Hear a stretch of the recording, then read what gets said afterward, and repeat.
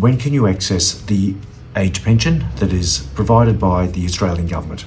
It's administered through what was called Centrelink. I think now it's called Services Australia. So, like superannuation, they've been edging up the age of when people can access the age pension, and obviously it's making it harder for particularly those that are in very hard on the body jobs like bricklaying, hanging plaster and so on, and many other jobs.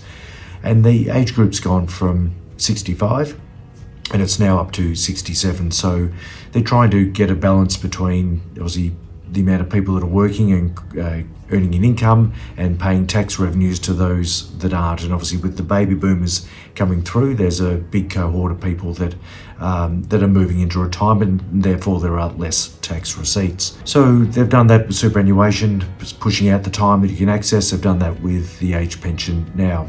Now, there's a couple of tests that you need to think about when accessing the age pension, and first is the assets test, and there's different limits based on whether you're a couple or a single, and whether you own a home or you don't own a home and you're renting. And so it's lots of variations, there's lots of strategies there, there's lots of things to think about when it comes to receiving the age pension.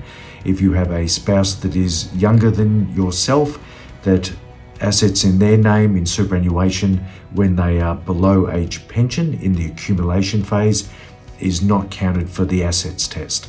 And of course, if that person is still working, the income they receive will count towards the income test and reduce people's ability to get an age pension. So there's lots of things to think about here. You need to seek personal financial advice in this area. There's obviously just lots of complications and lots of strategy that people just don't know about.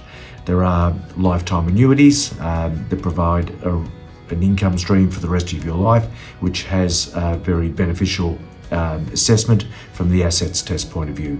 You can take out a very non-exciting asset called a funeral bond, $15,000 each, and 100% of that $15,000 set aside for your future funeral will not be included. Not the most positive investment I can think of, but does help from a Centrelink point of view.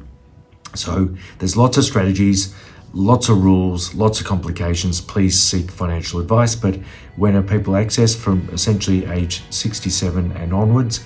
For those that are struggling in their jobs, which I mentioned, some of those real manual labour jobs where people have been doing these jobs for their whole life and their body is wearing out, that's where I think there's an issue.